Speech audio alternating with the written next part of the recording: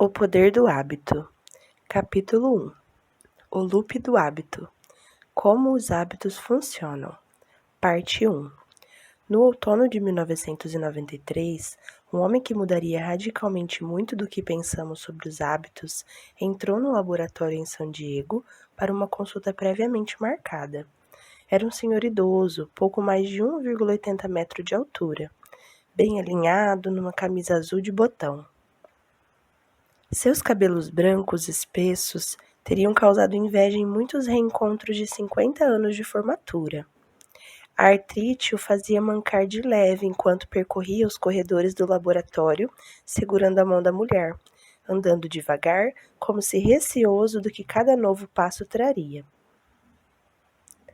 Cerca de um ano antes, Eugene Pauli, ou E.P., como ele ficaria conhecido na literatura médica, estava em sua casa em Playa del Rey, preparando-se para o jantar, quando sua mulher mencionou que o filho deles, Michael, estava vindo visitá-los.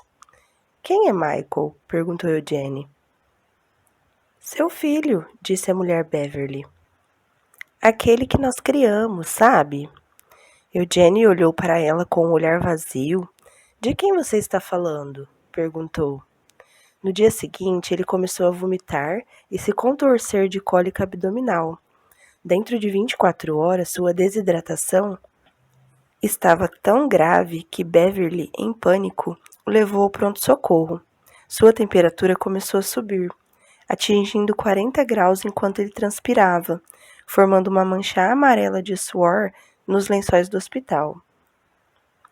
Ele ficou delirante, depois violento, gritando e empurrando quando as enfermeiras tentavam dar uma injeção intravenosa em seu braço. Só depois de sedá-lo é que um médico conseguiu cravar uma agulha comprida entre duas vértebras da base de sua coluna e extrair poucas gotas de líquido cefalorraquidiano. O médico que realizou o procedimento percebeu na mesma hora que havia um problema. O fluido ao redor do cérebro e dos nervos espinhais é uma barreira contra infecções e ferimentos.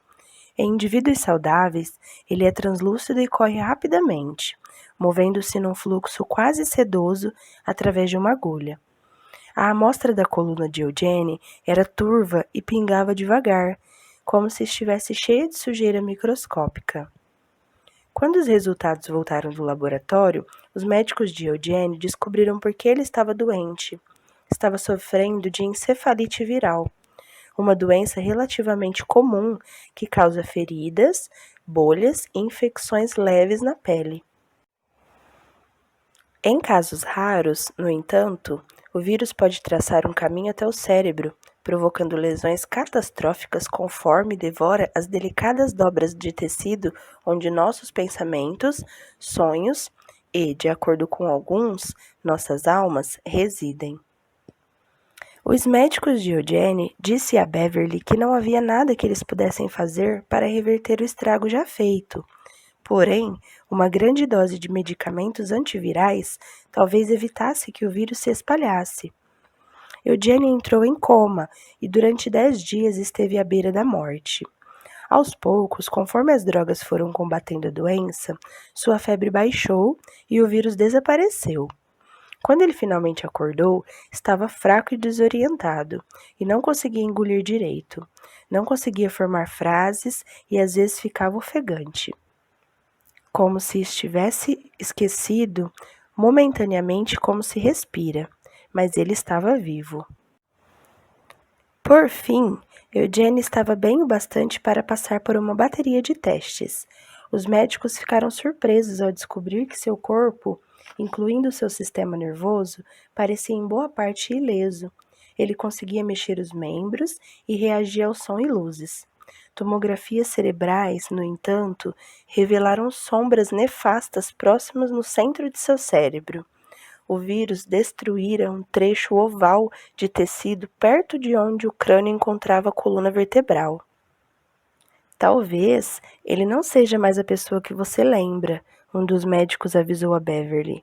"Você precisa estar preparada caso seu marido não exista mais." Eugene foi transferido para outra ala do hospital. Dentro de uma semana já engolia com facilidade. Mais outra semana e ele começou a falar normalmente, pedindo gelatina e sal, mudando de canal na televisão e reclamando das novelas chatas. Quando foi enviado a um centro de reabilitação 5 semanas depois, Eugene andava pelos corredores e oferecia aos enfermeiros conselhos não solicitados sobre seus planos para o fim de semana. Acho que nunca vi alguém voltar desse jeito, o médico disse a Beverly. Não quero alimentar suas esperanças, mas isso é surpreendente. Beverly, no entanto, continuava preocupada. Na clínica de reabilitação, ficou claro que a doença havia alterado seu marido de modos perturbadores. Por exemplo, Eugene era incapaz de lembrar que dia da semana era, ou o nome de seus médicos e enfermeiros, por mais vezes que eles se apresentassem. Por que eles não param de me fazer todas essas perguntas? Ele perguntou a Beverly um dia, depois que um médico saiu de seu quarto. Quando finalmente voltou para casa, as coisas ficaram ainda mais estranhas. Eugene não parecia se lembrar dos amigos dele. Tinha dificuldade de acompanhar conversas, às vezes de manhã saía da cama, andava até a cozinha, fritava bacon e ovos para comer, depois voltava para debaixo das cobertas e ligava o rádio. 40 minutos depois, fazia a mesma coisa. Levantava, fritava bacon e ovos, voltava para a cama e mexia no rádio. Depois fazia tudo de novo. Assustada, Beverly procurou a ajuda de especialistas, entre os quais um pesquisador da Universidade da Califórnia, em San Diego, especializado em perda de memória. E foi assim que, num dia ensolarado de outono, Beverly e Eugene se viram num prédio indistinto no campus da universidade, lentamente caminhando de mãos dadas por um corredor. Eles foram conduzidos a uma pequena sala de exames. Eugene começou a conversar com uma moça que estava usando um computador. Trabalhei com eletrônica ao longo dos anos e fico impressionado com tudo isso, ele disse, apontando para a máquina em que ela estava digitando. Quando eu era mais novo, essa coisa teria sido instalada em 2 suportes de 1,80 metro, ocupando essa sala inteira. A mulher continuou digitando. Eugene deu uma risadinha. Isso é incrível, ele disse. Todos esses circuitos impressos e diondos e tríodos. Na época em que eu trabalhava com eletrônica, teria 2 suportes de 1,80 metros segurando essa coisa. Um cientista entrou na sala e se apresentou. Perguntou a Eugene que idade ele tinha.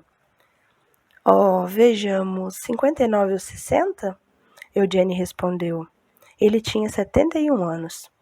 Os cientistas começaram a digitar no computador. Eugene sorriu e apontou para a máquina. Isso é mesmo formidável, ele disse. Sabe, quando eu trabalhava com eletrônica, teria 2 suportes de 1,80 metros segurando essa coisa. O cientista era Larry Skiddy, 52 anos, um professor que passara as últimas 3 décadas estudando a neuroanatomia da memória. Sua especialidade era explorar como o cérebro armazena acontecimentos. Seu trabalho com Eugene, no entanto, logo lhe revelaria um novo mundo e para centenas de outros pesquisadores que remodelaram nossa compreensão de como os hábitos funcionam. Os estudos de Skiddy mostrariam que mesmo alguém incapaz de lembrar sua própria idade ou de qualquer outra coisa, pode desenvolver hábitos que parecem inconcebivelmente complexos, até você perceber que todo mundo depende de processos neurológicos semelhantes todos os dias. A pesquisa dele e dos outros ajudaria a revelar os mecanismos subconscientes que impactam as inúmeras escolhas que parecem ser fruto de um pensamento racional, mas na verdade são influenciadas por impulsos que a maioria de nós mal reconhece ou compreende. Quando Skiddy conheceu Eugene, já fazia semanas que ele vinha estudando imagens de seu cérebro. Os exames indicavam que quase toda a lesão dentro do crânio de Eugene se limitava a uma área de 5 centímetros perto do centro da cabeça. O vírus destruíra quase inteiramente seu lobo temporal medial, uma faixa de células que os cientistas suspeitavam ser responsável por todo tipo de tarefa cognitiva, tais como a lembrança do passado e a regulação de algumas emoções. A totalidade da destruição não surpreendeu Skiri. A encefalite viral consome tecido com uma precisão cruel, quase cirúrgica. O que o deixou chocado era como as imagens pareciam familiares. 30 anos antes, quando era doutorado no MIT, Skiri trabalhara junto com um grupo que estudava um homem conhecido como HM, um dos pacientes mais famosos da história da medicina. Quando o HM, seu nome verdadeiro era Henry Molaison, mas os cientistas protegeram sua identidade ao longo de toda a sua vida. Tinha 7 anos, foi atropelado por uma bicicleta e caiu, batendo a cabeça com força. Logo em seguida, passou a ter ataques epiléticos e começou a desmaiar. Aos 16 anos, teve sua primeira crise tônica clônica, o tipo de convulsão que afeta o cérebro inteiro. Em pouco tempo, ele estava perdendo a consciência até 10 vezes por dia. Quando completou 27 anos, HM estava desesperado. Os medicamentos anticonvulsivos não tinham ajudado. Ele era inteligente, mas não conseguia permanecer no emprego. Ainda morava com os pais. HM queria levar uma vida normal, por isso procurou a ajuda de um médico cuja tolerância com experimentos era maior que seu medo de cometer um erro médico. Estudos haviam sugerido que uma área do cérebro chamada hipocampo talvez exercesse um papel nos ataques epiléticos. Quando o médico propôs fazer uma incisão na cabeça de HM, levar a seção frontal de seu cérebro e com um pequeno canudo sugar de dentro de seu crânio o hipocampo e parte do tecido ao redor, HM deu seu consentimento. A cirurgia aconteceu em 1953 e quando HM se recuperou, seus ataques epiléticos diminuíram, quase de imediato. No entanto, ficou claro que seu cérebro tinha sido alterado radicalmente. HM sabia seu nome e que sua mãe era irlandesa. Lembrava da queda da Bolsa de 1929 e de noticiários sobre a invasão da Normandia. Mas quase tudo o que se veio depois, todas as lembranças, experiências e esforços da maior parte da década antes da cirurgia tinham sido apagados. Quando o médico começou a testar a memória de HM, mostrando-lhe cartas de baralho e listas de números, ele descobriu que HM era incapaz de reter qualquer informação nova por mais de uns 20 segundos. Desde o dia de sua cirurgia até a sua morte em 2008, cada pessoa que HM encontrava, cada música que ouvia, cada sala que entrava, era uma experiência completamente nova. Seu cérebro tinha congelado no tempo. Todo dia ele ficava perplexo com o fato de que alguém podia mudar o canal de televisão apontando um retângulo preto de plástico para a tela. Ele se apresentava repetidamente para os médicos e enfermeiros, dezenas de vezes por dia. Eu adorava aprender sobre HM, pois a memória parecia um jeito tão palpável e instigante de estudar o cérebro. Skiri me disse. Cresci em Ohio.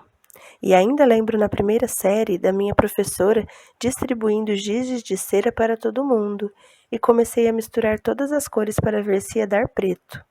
Por que guardei essa memória, mas não consigo lembrar o rosto da professora? Por que meu cérebro decide que uma memória é mais importante que outra? Quando Skiri recebeu as imagens do cérebro de Eugene, ficou espantado com a semelhança entre aquele cérebro e o de HM. Havia pedaços vazios, do tamanho de nozes, no meio da cabeça de ambos. A memória de Eugene, assim como a de HM, tinha sido removida.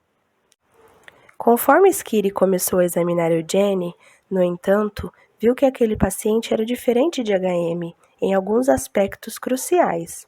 Enquanto quase todo mundo percebia, minutos após conhecer HM, que havia alguma coisa muito estranha, Eugene conseguia travar conversas e realizar tarefas que não alertaria um observador casual de que havia algo errado.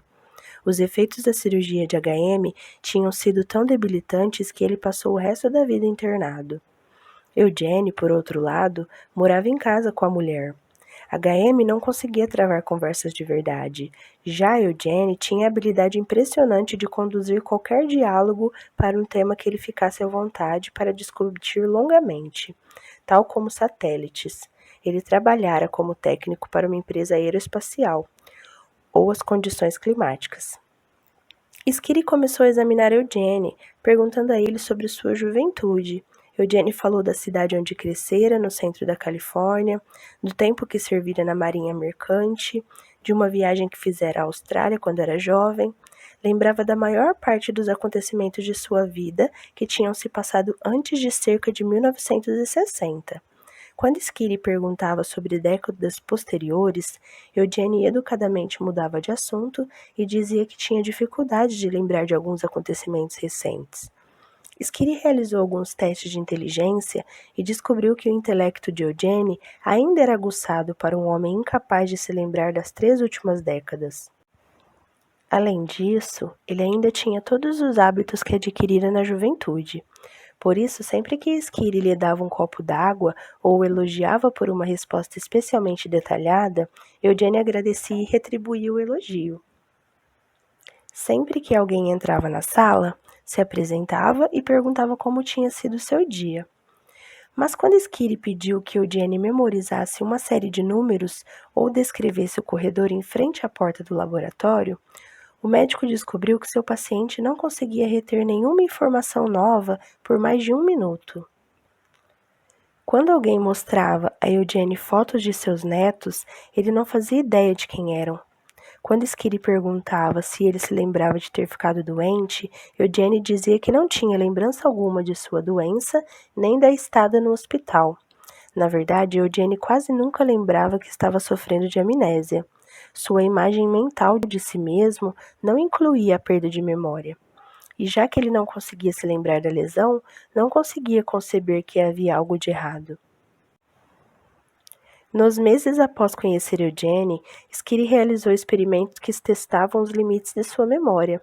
A essa altura, Eugene e Beverly tinham se mudado de Playa del Rey para San Diego, para ficar mais perto da filha.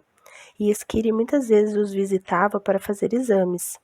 Um dia, Skiri pediu que Eugene esboçasse uma planta de sua casa. Ele foi incapaz de desenhar um mapa rudimentar mostrando onde ficava a cozinha ou o quarto. Quando você levanta da cama de manhã, você sai do quarto? Skiri perguntou. Olha, disse Eugene, não sei direito. Skiri tomou notas em seu laptop e enquanto o cientista digitava, Eugene se distraiu.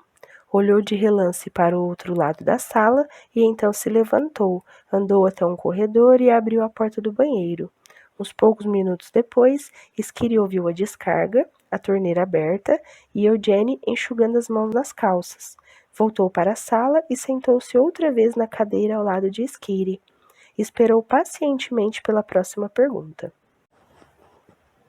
Na época, ninguém se perguntou como um homem incapaz de desenhar um mapa de sua própria casa conseguia achar o banheiro sem hesitação. Mas essa pergunta e outras parecidas acabariam levando a uma série de descobertas que transformaram nossa compreensão do poder dos hábitos. Isso ajudaria a deflagrar uma revolução científica que hoje envolve centenas de pesquisadores que estão aprendendo, pela primeira vez, a entender todos os hábitos que influenciam nossas vidas. Quando Eugene sentou-se à mesa, olhou para o laptop de Skiri. Isso é impressionante, ele disse, apontando para o computador. Sabe quando eu trabalhava com eletrônica? Teria 2 suportes de 1,80 metros segurando essa coisa. Nas primeiras semanas depois que eles se mudaram para a casa nova, Beverly tentava tirar Eugene de casa todo dia. Os médicos haviam lhe dito que era importante que ele se exercitasse.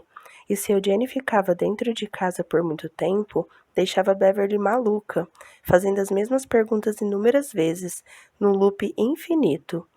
Por isso, toda manhã e toda tarde, ela o levava para dar um passeio no quarteirão, sempre juntos e sempre seguindo o mesmo itinerário. Os médicos tinham avisado a Beverly que ela precisaria monitorar Eugene constantemente.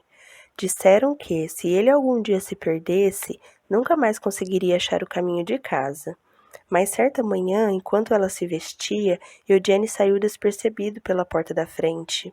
Ele tinha uma tendência a perambular de um cômodo para o outro, por isso Beverly levou um tempo para perceber que ele tinha sumido. Quando percebeu, entrou em pânico, correu para a rua e tentou enxergá-lo, mas não conseguiu vê-lo. Foi até a casa dos vizinhos e esmurrou as janelas. As casas eram parecidas. Será que Eugênia tinha se confundido e entrado em outra? Ela correu até a porta e tocou a campainha até alguém atender. Eugênia não estava lá. Ela correu de volta para a rua, seguindo o quarteirão, gritando o nome de Eugênia. Estava chorando. E se ele tivesse ido a algum lugar com trânsito, como diria alguém onde morava? Ela já estava fora fazia 15 minutos, procurando em toda a parte. Então correu para casa a fim de ligar para a polícia. Quando ela entrou afoita pela porta, encontrou Eugênia na sala, sentado em frente à televisão assistindo ao History Channel. As lágrimas dela o deixaram confuso. Ele disse que não lembrava de ter saído. Não sabia onde estivera e não conseguia entender por que ela estava tão perturbada. Então Beverly viu uma pilha de pinhas na mesa, como as que vira no quintal de um vizinho mais adiante na rua. Ela se aproximou e olhou as mãos de Eugênia. Seus dedos estavam melados de seiva. Foi então que ela se deu conta de que Eugênia tinha saído sozinho para caminhar. Ele tinha andado até o final da rua e catado alguns souvenirs. Ele achara o caminho de casa. Em pouco tempo, Eugênia estava saindo para caminhar toda manhã.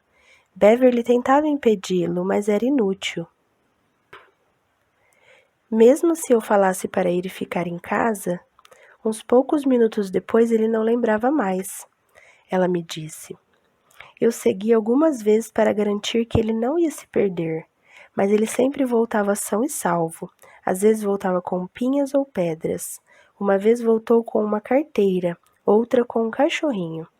Nunca se lembrava de onde essas coisas tinham vindo.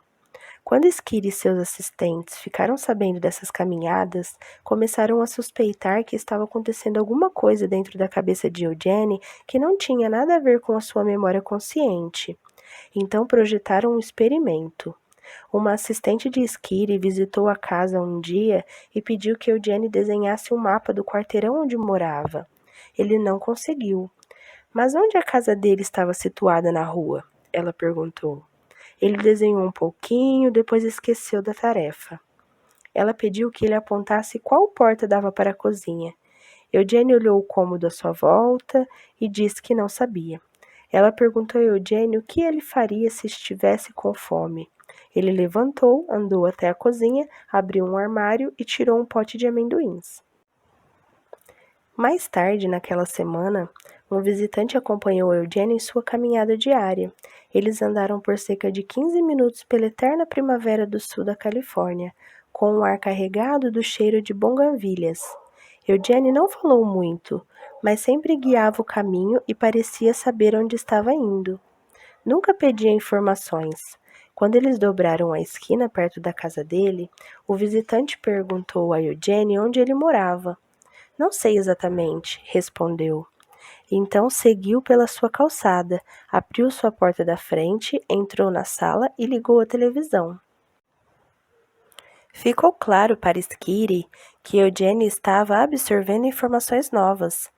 Mas onde dentro de seu cérebro estavam morando essas informações? Como alguém que podia achar um pote de amendoins quando não sabia dizer onde ficava a cozinha? Ou achar o caminho de casa quando não fazia ideia de qual casa era sua? Como? Skiri se perguntou. Os novos padrões comportamentais estavam se formando dentro do cérebro avariado de Eugênia.